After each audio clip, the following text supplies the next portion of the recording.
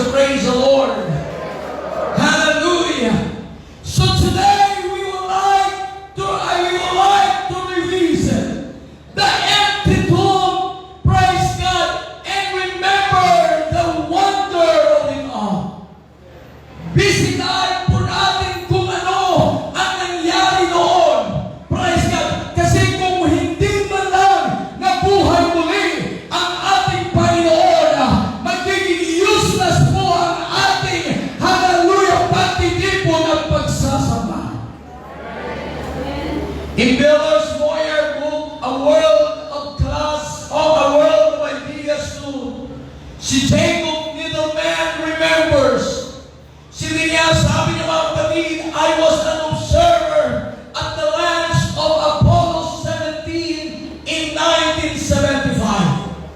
Sabi niya, nandun ako nung i-launch yung Apollo 17 in 1975. Sabi niya, it was a night launch. Gabi po, and there were hundreds of cynical reporters all over the world.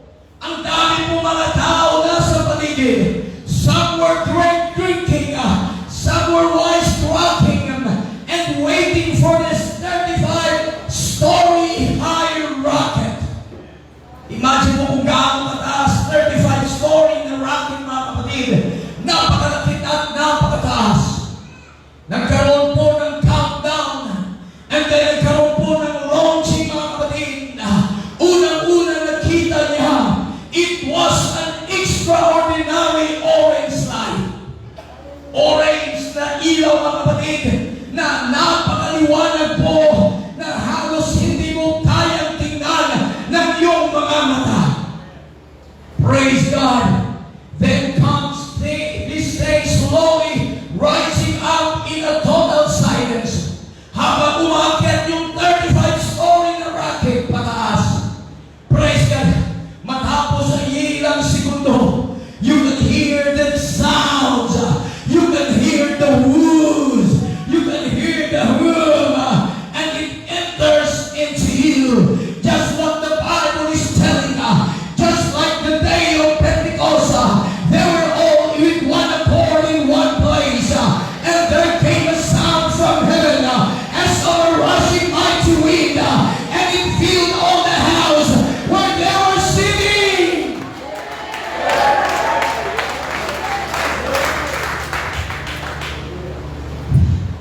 There was a silence.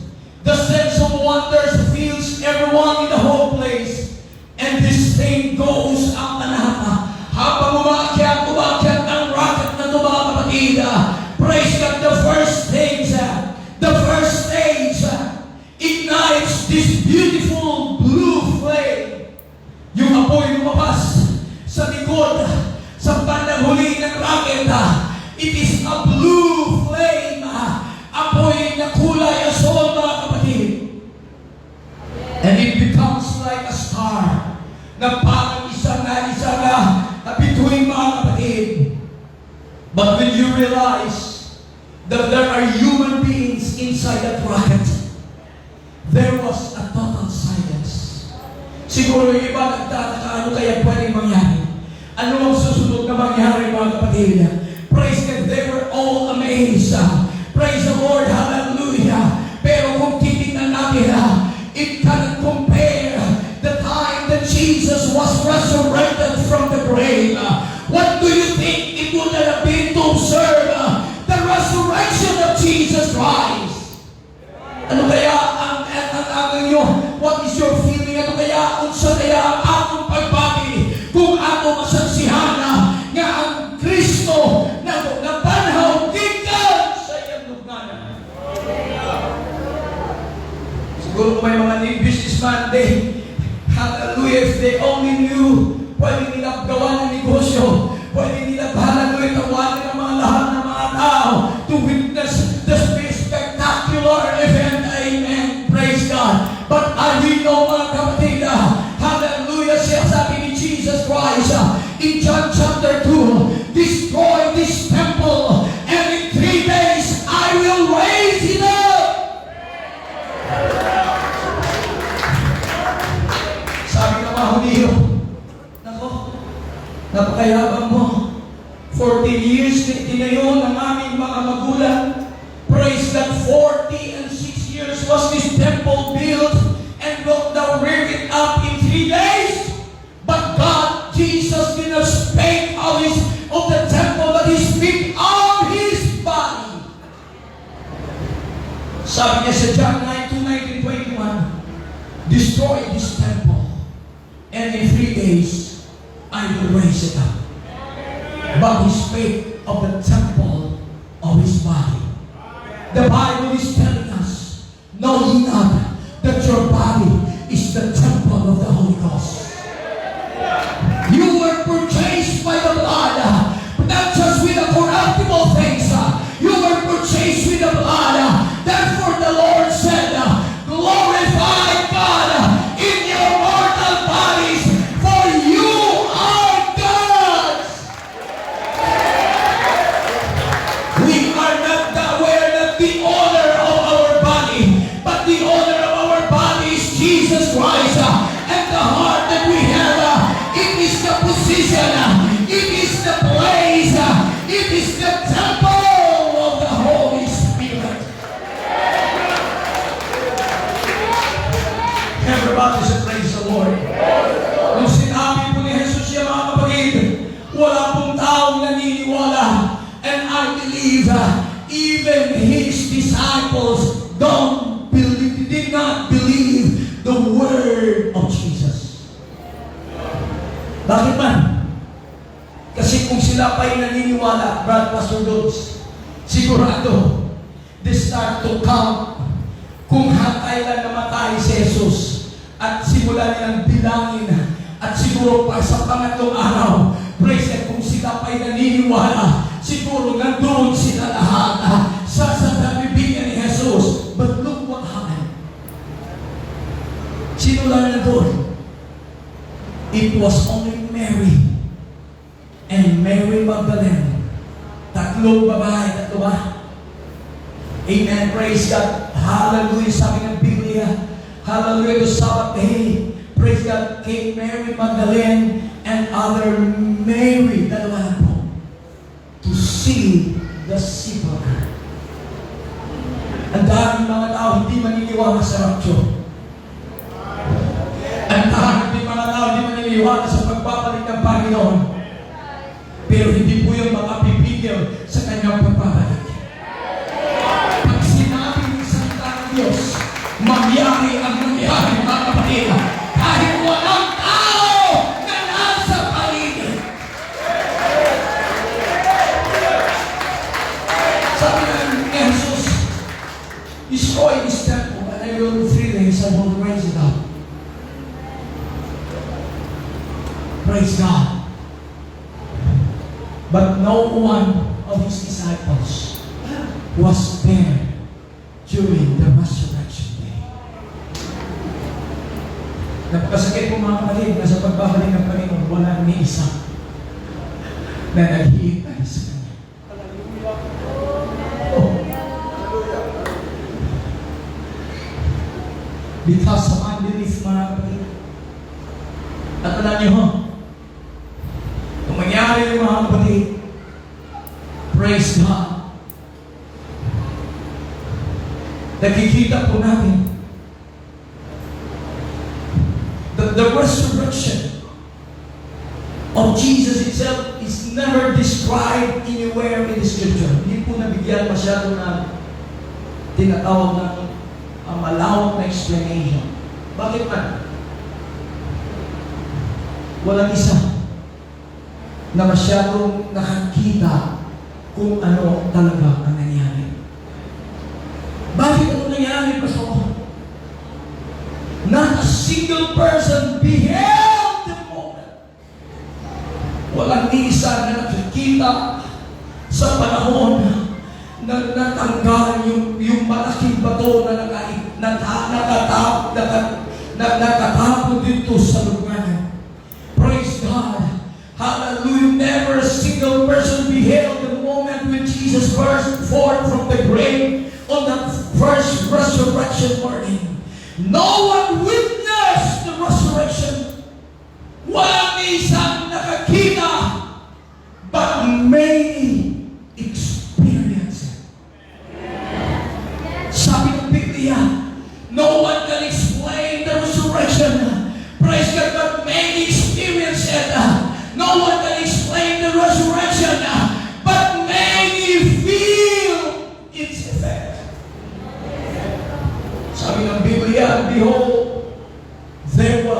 a great earthquake. Hindi nila nakita. May mga gwardiya na nandoon, pero wala silang nakita kasi nagkaroon ng lindol, malakas na lindol. At sabi ng Biblia, praise the name of Jesus. And for the angel of the Lord descended from heaven and came and rolled back the stone from the door and sat upon it. The earth felt the effects. Walang sinuman, walang tao during the time na witness. Pero the earth felt the effects. Suddenly there was a violent earthquake. It shook, it reeled and rocked. The ground quaked, the rocks erupted, the earth rocked, the olive trees in the garden waved their twisted leaves. The nature was arose, the earth trembled in sorrow of the crucifixion. Walang sino man na naka-witness, pero ang sanlibutan ng mundo, it start to shake. The leaves of the olive tree start to shake. Unang-una nung namatay si Jesus, sila po'y nalulungkot. But after 3 days, they live with joy.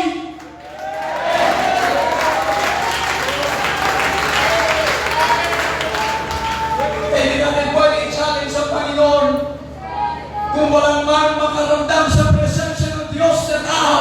Ang nature itself will start to feel, will start to worship the name of Jesus. Sabi ng Biblia, if you will not worship me, let the stone worship me.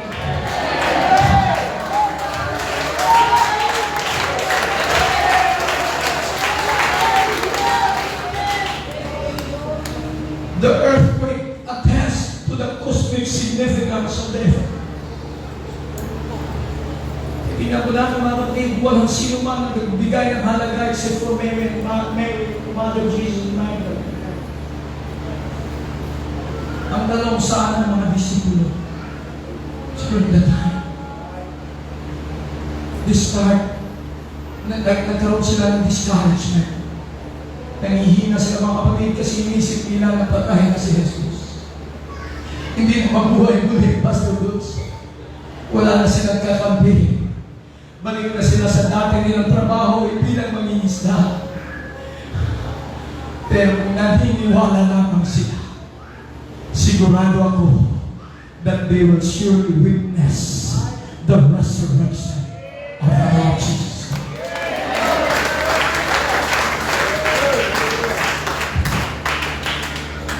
The angel felt the effects. The angel of the Lord descended from heaven and approached the tomb. He rolled back the stone and was sitting on it.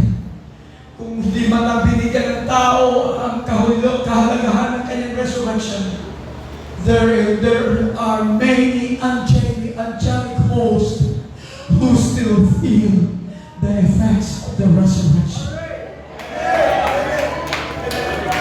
Kung isipin na nag-iisa kang nagpupuri, habang ikaw ay nagtataas ng iyong mga kamay, kasama mo ang mga anghel ng Diyos na nagpupuri. Kasama mo!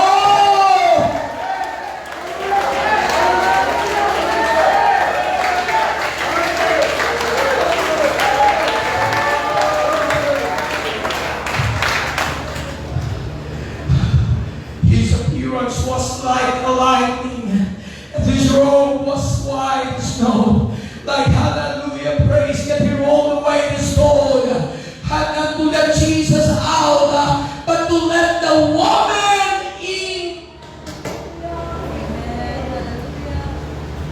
Alam niyo ba? Tinanggal niya yung bato, hindi para si Jesus ay lalabas. Matapos siya sa lumabas, Pastor Dutz.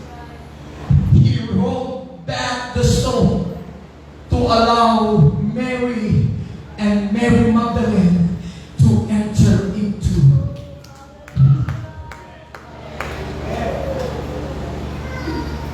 Sometimes merong nakapagpipigil sa ating mga puso na hindi makapasok ng Diyos. But if you will just allow, even the angels can do and remove those stones na nagabara sa ating mga kasikasan. Purihin natin sa natin Panginoon.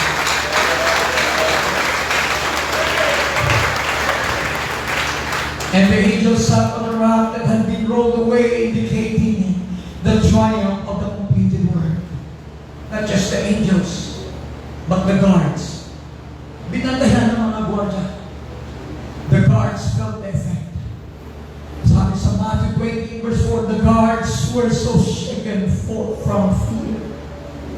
I don't know kung ano, hindi man nila i-explain kasi nung nag-report sila doon sa mga high priest, binigyan agad sila ng pera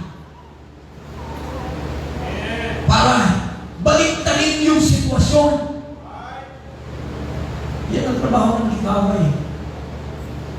Instead na sabihin natin kung gaano mabuti ang Diyos, minsan sangsangan sa yawa ang atong baba sa kasi-klase ng material ng butang para di takang baba.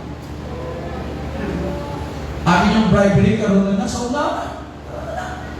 Siling sa mga pari, oy, hipos mo, pari ko tao. Siling na nyo maging kawat ang lawas ni Kristo. Kaya kung makapabuti sa tulungan sa gobyerno, pakainin ka mo. Pero dawatan nga, kami na bahala sa gobyerno. Sa gobyerno ito. Praise God. The devil, the enemy, is trying to do its best just to shut up our praise and worship. But it's time to stand. Praise God. Make no mistakes among the people. Praise the Lord. The world is trying to shut down the churches. Hallelujah. They will not allow us to worship because of the protocols. But we are here to tell that the Lord is great. He's the miraculous God. He's the great God that we are serving.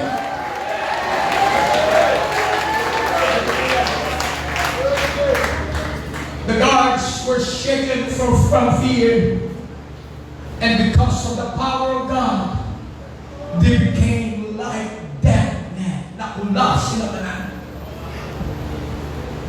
Because no one can stand in the presence of God. Kaya sabihin mo nila, ano nangyari yung mga Pentecostal? Iyakin sila. Bakit ganyan sila magpuri? Praise God, kahit sino ka man. What is your level in life? What is your position? When the Lord start to touch your heart, you cannot hold your tears. Hindi mo kaya pigilan ang iyong mga luha. Hindi mo kaya pigilan ang iyong emotion. Because only God can change the heart of a person.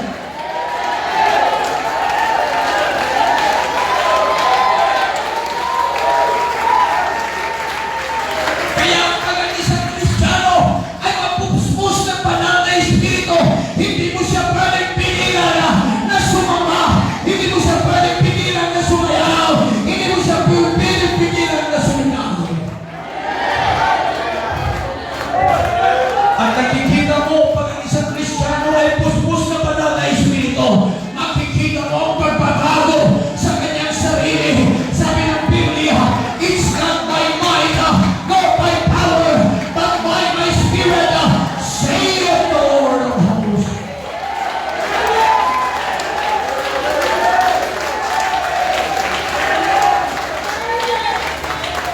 There's nothing like the presence of the Lord. A feeling that can never be forgotten.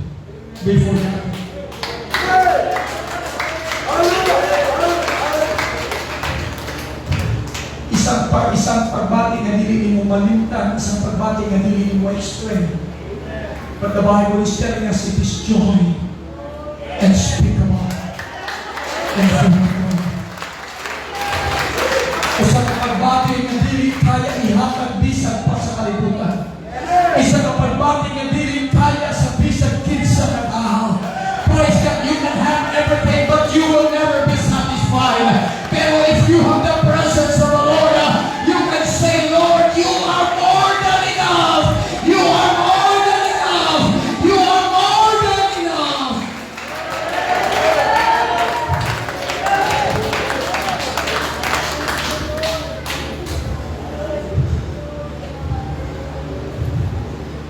The guards, they stood as curses. They shook in their sandals, no longer than the ground. When then the ones keeping watch over the dead became as dead. Katulad bantay sa mga patay, nahimupusap sila ng mga patay. Kaya you cannot expect the explanation of the resurrection. But for us, until now, mabatyagan natin the power of the resurrection.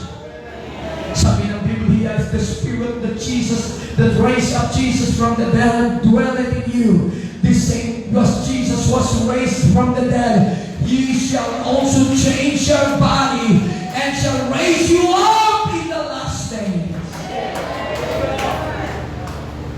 Amen. The woman felt the effects. After the Sabbath, the first day of the week, was dawning, Mary Magdalene and Mary to view the tomb. Even the mother of Jesus did not believe that Jesus would be resurrected. Ang purpose nila na magkano sa lugar na is not to witness the resurrection of those. They have to embalm. Kaya ang basamahon nila, kinahapusan nila sa something like basta pahumot sa patay. But the angel of the Lord said, fear not, He is not here, but He is risen. Oh, let's worship the name of Jesus.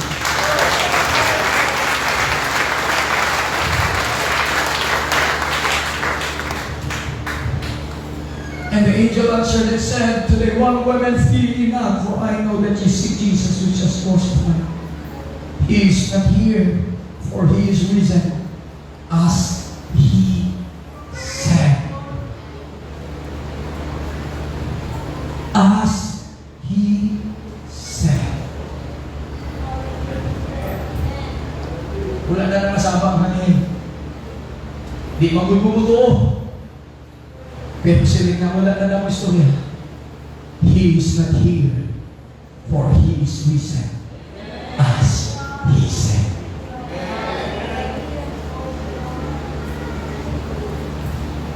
Siguro sa mga wala sa ngayon, you want proof? Come. See the place where the Lord lay. Gusto din sila sa ebidensya. Nakita mo, tanawang kakubig. Pag-abot nila dito, wala na sila may nakita. You know, church, pag-abot sa pagbabalik niya natin Panginoon, yung sinabi ng Biblia, in a moment, in a twinkling of an eye, at the last trump, for the trumpet shall sound, and the dead shall be raised incorruptible, and we shall, praise God, hallelujah, shall rise first. And we which are alive and remain shall be caught up together in heaven, in the clouds, and we will be with the Lord forever. The rapture is the catching away of the church. Pero sa Bible, flesh and blood cannot inherit the kingdom of God. Sa pagbabalik ng Panginoon, kung ikaw at kasama mo yung asawa, kung ang iyong asawa ay madalas sa rapture, ang makita mo bayo na lang. Ang iya na lang disuksok ang makita mo. Wala na sa lawas. Ang nakita nila sa lukanan is just the cloth na gibakit kay Jesus.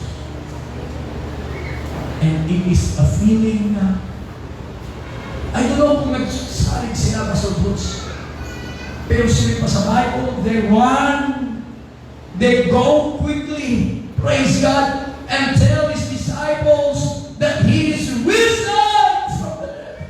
So naot na kayo si Mary Magdalena, nagdalagan sila, kag sila pa sa Bible, praise God, they start to tell, the Lord is risen. The Lord is risen. He is alive. He is alive. That's why we are not serving a dead God, but we are serving a living God, a live God who will reign forever.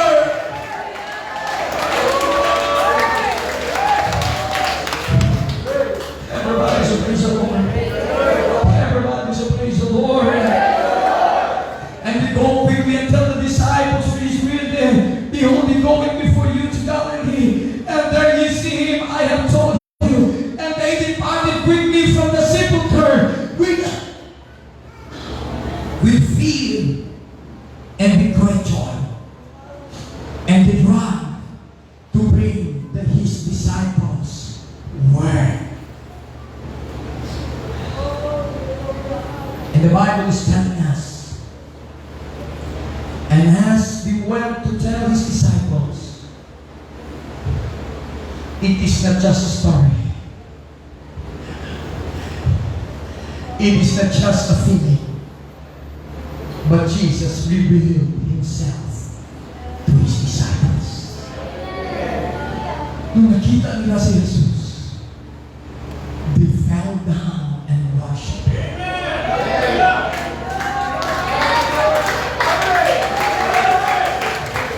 They came and held him, parang the field. Kapta nila tiyo Jesus. And they started to worship him.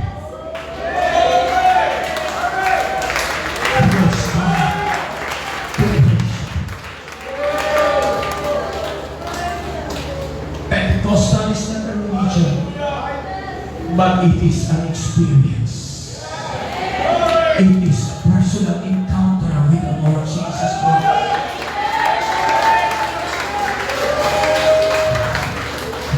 Sinabi po mga kapatid, praise God, yung mga tatay mag-worship sa camp ng mga baka. Kung hindi lang tungkol kay Jesus, hindi po din na sila mapahilig. But when it comes to acknowledge the greatness of God, when you start to kneel down before Him and worship Him, you can feel His awesome presence, and it start to move our hearts.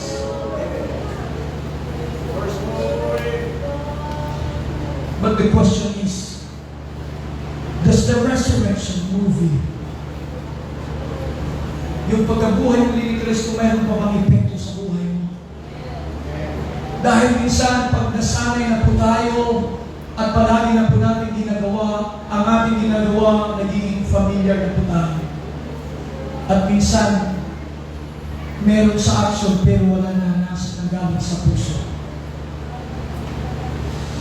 Amen. There was an earthquake. The earth started to shake. Praise God. Third, does the resurrection touch you? When we speak about resurrection, can we still feel the presence of the Lord?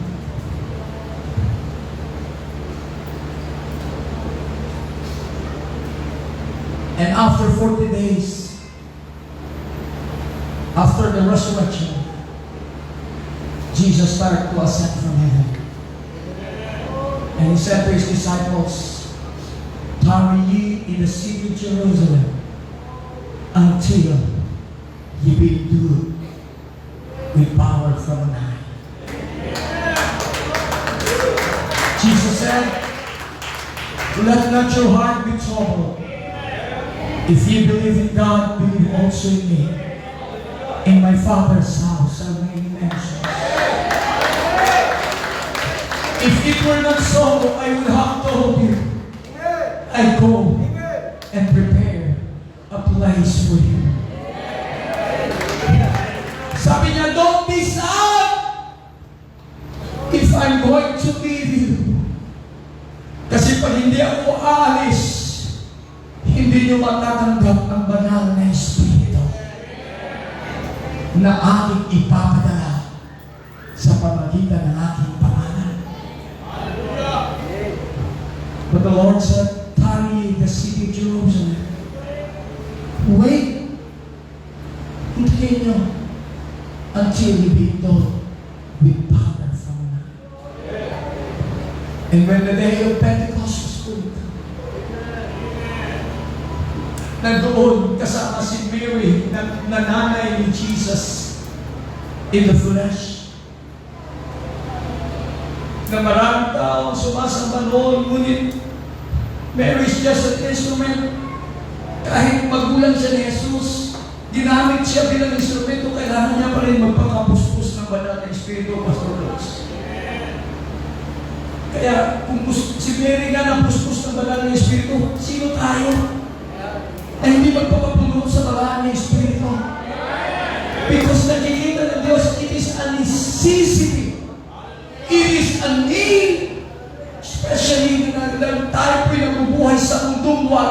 kasiguruhan, sa mundong puno ng pandemya, sa mundong puno ng salot, sa mundong walang kasiguruhan. But if we are filled by the Spirit, praise God, sinasabi ng Biblia, ye shall receive power. After that, the Holy Ghost. Does the resurrection touch you? The last verse, mga kapatid, in the book of Revelation, chapter 2, sinabi ng salita ng Diyos, Amen. Praise God. Revelation chapter 2, sa anghel ng iglesia sa Efeso ay sulat mo. Ang mga bagay na ito ay sinasabi ng may hawak ng 7 bituin. The church of Ephesus, sila po, they are holding the seven candlesticks. Praise God. Hallelujah. The 7 stars in Israel. And walketh in the midst of the 7 golden candlesticks. And the angel said, I know thy works. Alam niyo ba na alam ng Diyos ang lahat ng ating ginagawa? Alam niyo ba na alam ng Diyos kung ano ang nasa ating puso? Alam niyo ba na wala po tayong pwedeng itago sa Diyos?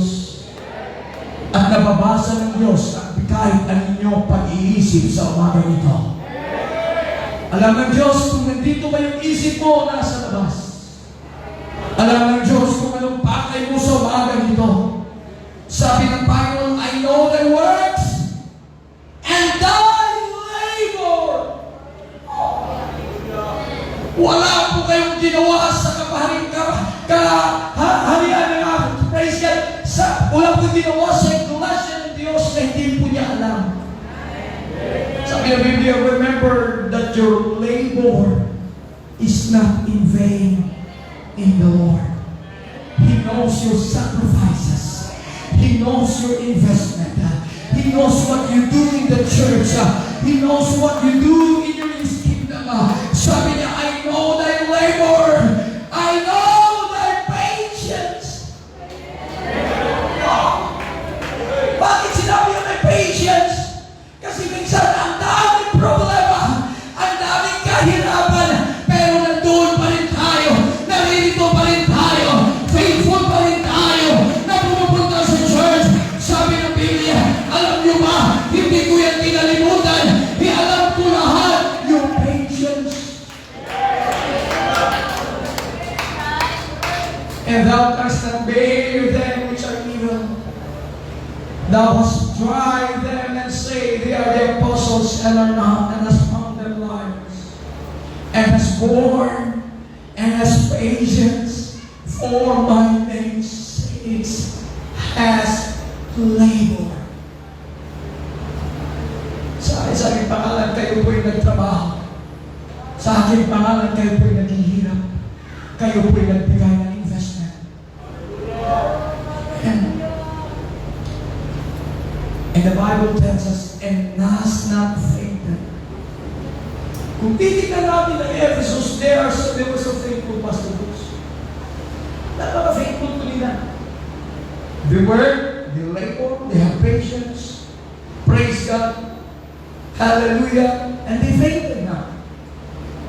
Pero anong bagay na, sabi ng Biblia, nevertheless, mayroon bang nevertheless ang Diyos sa akin? Sumalit. Ngunit, bait ka, Ephesus. Masipag ka, Ephesus. You have long patience, Ephesus. Palagi ka sa church, Ephesus. Hindi ka late, Ephesus.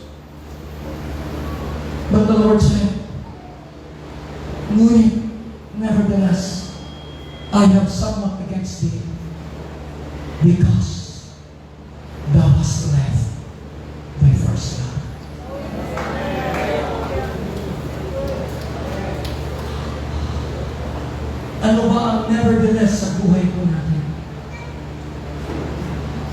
It's not a guarantee that we are always here in the church.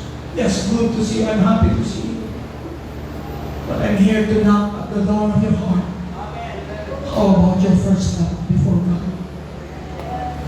I will not speak of the first love. Alam ko nakaranas kayo. Alam ko naramdaman niyo. Pag first love ng isang tao, ay lahat gusto gawin. Ganon din sa Panginoon. Kumusta ang ating first love sa Diyos? Feelings. You should not forget. Let's all stand together, mga kapatid. Hallelujah.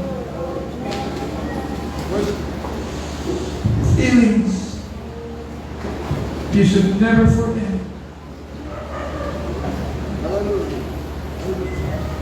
Just like the 10 virgins, 5 were wise and 5 were foolish. They have all the oil, they have all their oil in their lamp. Meron po lahat lana, nagis ang kanilang mga ilaw, ang kanilang mga lampag. Pero alam po natin, sa tagal na bumalik at dumating yung bridegroom, sabi ng Bible, they sleep and slumber. Sila po'y napagod at natulog. Meron na bang napagod sa ating pagmamahal sa Diyos? Meron na bang nagsawa? Napakabuti ng Diyos, mga kapatid. Hindi po siya nagkulang sa bawat isa sa atin. Meron na bang nakalibot sa kanilang pagmamahal sa Diyos? The time we've been first filled with the Holy Spirit, na parang ayaw mong huminto.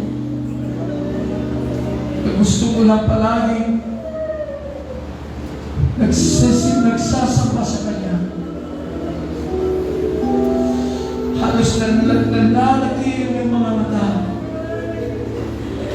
Isang damdamin na hindi kaya i-explain ng sanlibutan mga kapatid.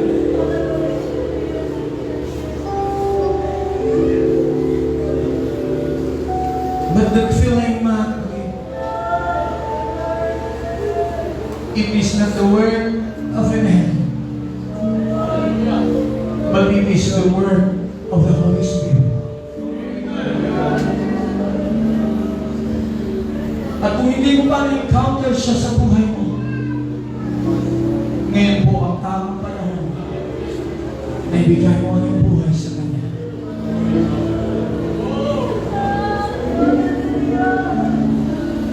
I love you, Jesus.